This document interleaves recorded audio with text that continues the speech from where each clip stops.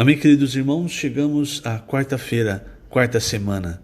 Nessa quarta semana, o título geral é Convém que Cristo cresça e que eu diminua. O título da quarta-feira, A excelência do poder é de Deus. E o versículo, 2 Coríntios 4:7.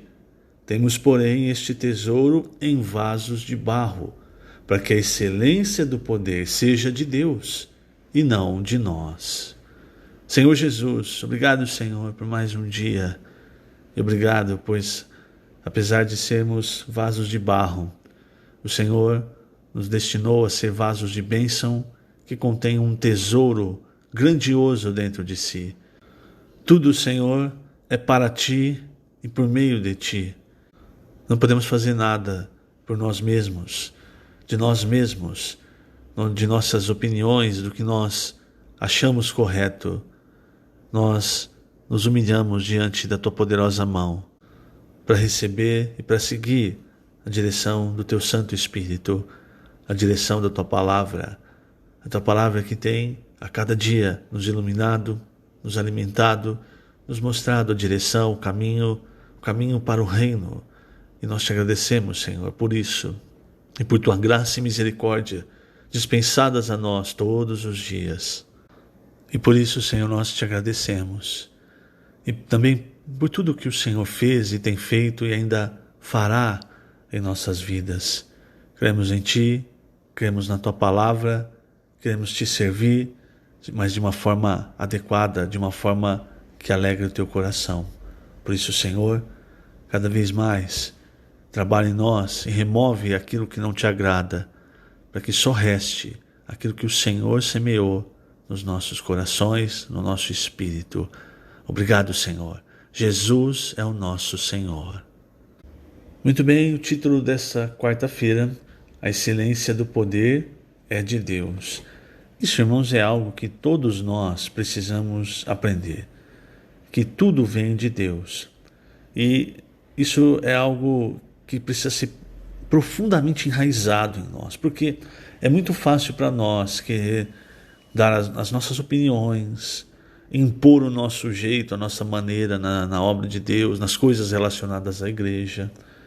Nós seguirmos o caminho de Caim é algo muito tentador, é algo que ao homem natural é comum. Mas o que nós vemos é que tudo parte do Senhor e tudo é para o Senhor. Pedro, na sua epístola, ele nos diz que nós devemos ter diligência com as coisas de Deus. Isso é muito importante. Mas essa diligência, ela não é você impor a sua maneira, a sua opinião, mas principalmente entender que é a palavra, o Espírito de Deus que fazem a obra de Deus. Então a nossa diligência deve ser em cada vez mais buscar a palavra, cada vez mais seguir o Espírito, negar a nós mesmos. Isso é muito importante. Em 2 Coríntios 3, versículo 5, Paulo disse: não que por nós mesmos sejamos capazes de pensar alguma coisa como se partisse de nós. Pelo contrário, a nossa suficiência vem de Deus. E aí depois, no capítulo 4, no versículo 7, ele nos apresenta esse versículo maravilhoso. Temos, porém, este tesouro em vasos de barro, para que a excelência do poder seja de Deus e não de nós. Quer dizer, o importante é o tesouro e não o vaso. Isso nos mostra que o importante, irmãos, é nós sermos um canal para conter e fluir esse tesouro, esse rio de água viva que flui para dentro, primeiro para dentro de nós e depois tem que fluir para fora de nós para alcançar as pessoas. E o que conta, como nós vimos ontem com relação a Moisés e a sarça, o que impressionou Moisés não foi a sarça, foi a combinação do fogo na sarça não consumindo a sarça. Do mesmo modo, irmãos, o que impressiona as pessoas não é se você sabe falar ou não, se você tem boa oratória, se você é uma pessoa que sabe fazer as coisas. O que impressiona as pessoas é o tesouro dentro do vaso de barro. É isso que tem que ser mostrado para as pessoas. Quando nós saímos para orar, quando nós saímos para pregar o evangelho, para levar a palavra às pessoas. Por que nós imergimos na palavra? É para que as pessoas, primeiro para nós nos enchermos, então para que essa palavra flua de nós e as pessoas vejam um tesouro dentro do vaso de barro. Nós estamos muito acostumados a olhar o exterior. E veja, aqui no capítulo 4 de 2 Coríntios, Paulo finaliza esse capítulo dizendo assim: não atentando nós nas coisas que se veem, mas nas que não se veem, porque as que se veem são temporais e as que não se veem são eternas. Como nós passamos a vida inteira conectados ao que é físico, ao que se vê, quando nós perdemos o que é físico, muitas vezes nós perdemos a referência. O ponto que o apóstolo Paulo nos apresenta é: não confie na aparência, não confie no que é físico, não confie no que você vê com seus olhos de carne. Confie no que Deus está fazendo, na palavra de Deus, no tesouro dentro do vaso de barro. E é assim também com a história do Senhor Jesus. Por quê? O Senhor Jesus, como foi profetizado no Antigo Testamento, ele veio da descendência de Davi e foi profetizado que ele deveria nascer em Belém.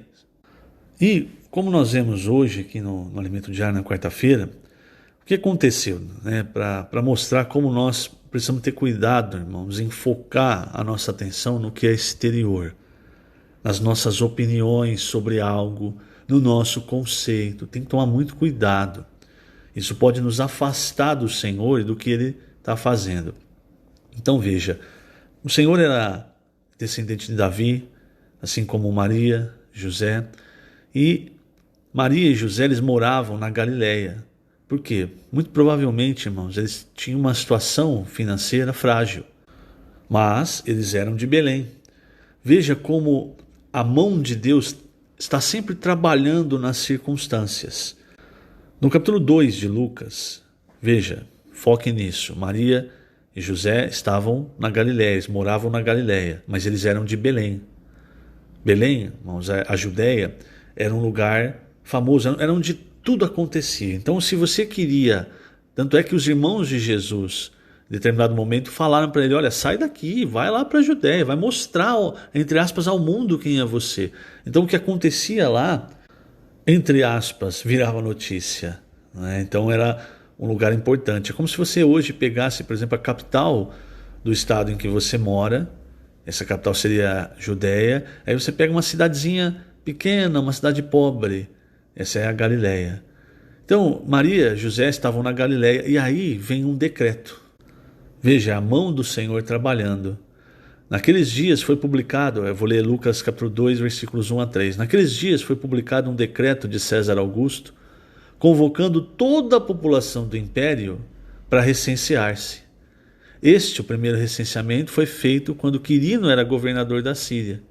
Todos iam alistar-se, cada um à sua própria cidade. José também subiu da Galiléia, da cidade de Nazaré, para a Judéia, a cidade de Davi, chamada Belém, por ser ele da casa e família de Davi, a fim de alistar-se com Maria, sua esposa, que estava grávida. Ali, irmãos, veja, eles não tinham outra opção. Mesmo Maria grávida, eles não podiam falar assim: vamos fazer depois, deixa nascer primeiro, a gente vai. Não tinha essa opção. Então Maria, isso aconteceu bem no momento, irmão, próximo ao nascimento de Jesus. Tanto é que no versículo 6 de Lucas fala assim: estando eles ali, ou seja, em Belém, aconteceu completarem-se-lhe os dias. E ela deu à luz o seu filho primogênito. Então eles estavam ali de passagem, irmãos, para se recensear. E muito provavelmente, tudo ali era caro, eles não tinham dinheiro. Então eles devem ter se abrigado no primeiro lugar, ou no melhor lugar que eles conseguiram achar. E esse melhor lugar era um estábulo. Por isso fala, não é? Versículo 7, enfaixou-o e o deitou numa manjedoura. Uma manjedoura é o lugar onde se colocava, dentro do estábulo, o lugar onde se colocava comida para os animais, para as vacas, para os cavalos. Veja, irmãos, é esse lugar que o Rei dos Reis nasceu. Por quê? Porque o caminho de Deus não é o caminho da exaltação, o caminho da soberba, do orgulho. O caminho de Deus é o caminho da humildade. Desde o seu nascimento, o Senhor escolheu o caminho da humildade, esvaziando-se. Então, assim que ele nasceu, depois de um tempo, eles fazem o quê? Eles voltam para Galiléia. Lógico, o anjo avisa José que o rei tinha intenção de matar, então eles vão para o Egito. Depois o anjo chama de volta, fala, olha, agora você pode voltar. E quando eles voltam então para Galiléia. E ali na Galiléia que Jesus passa a sua, vamos dizer assim, a sua vida até que ele comece o seu ministério. E por que, irmãos, eu expliquei isso? Para você perceber o seguinte: não fique focado no que os seus olhos veem, no que o seu conceito acha. O Senhor Jesus, em várias vezes, você vai ver nos evangelhos, ele é descredibilizado por ser de Nazaré.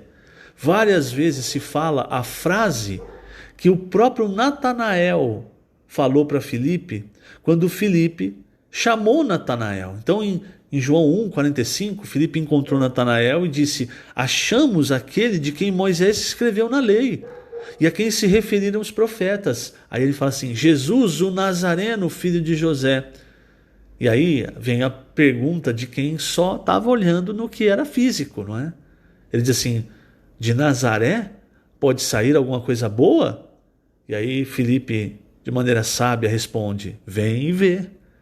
É esse o ponto. Nós precisamos ver o que está além do nosso conceito natural, além do que nós vemos. Nós não podemos olhar o vaso de barro, nós precisamos olhar o tesouro. E aí, irmãos, graças ao Senhor, Natanael foi até o Senhor e ali ele viu. E nós também. Quando a palavra chega para nós, você tem duas opções. Ou você fala: quer saber de uma coisa? Eu vou para ver se isso é verdade mesmo. E aí você pratica e vê.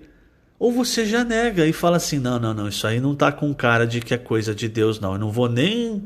Você percebe? Muitas vezes a gente se pega num conceito humano e acontece o que aconteceu aqui. Em outros trechos da mesma coisa. Quando se falava de Jesus, discussões: não, mas esse é de Nazaré, nós conhecemos os seus pais, nós conhecemos seus irmãos. De Nazaré pode sair coisa boa? Saiu, irmãos. Talvez as pessoas olhem para você e achem assim: é só um vaso de barro, não vale nada. Mas olha o tamanho do tesouro que Deus depositou em você. Por isso, irmãos, nós precisamos negar nós mesmos para que o vaso não apareça, o que apareça seja o tesouro. E levar esse tesouro às pessoas. Então essa lição para nós que queremos servir ao Senhor é muito importante. Por isso o apóstolo Paulo, ele fala no final de 2 Coríntios 4: não atentando nós nas coisas que se veem, mas nas que não se veem, porque as que se veem são temporais. O que é físico, irmãos, o nosso corpo, as coisas que nós vemos, elas são temporais, mas as que não se veem são eternas. A palavra de Deus, irmãos, ela traz a realidade, aquilo que era invisível. E nós substantificamos isso através da nossa fé. E muitas vezes o nosso ato de crer é que é esse vem e vê, é esse ir. E é isso que nós precisamos decidir hoje. Ou você vai ver, ou você vira as costas, e você pode estar virando as costas para o Nazareno, que na verdade nasceu em Belém, e que na verdade é o Rei dos Reis. Que o Senhor te abençoe grandemente nesse dia. Lembrando, estamos colocando essas gravações no canal do YouTube da Igreja em Ribeirão Preto. Jesus é o Senhor.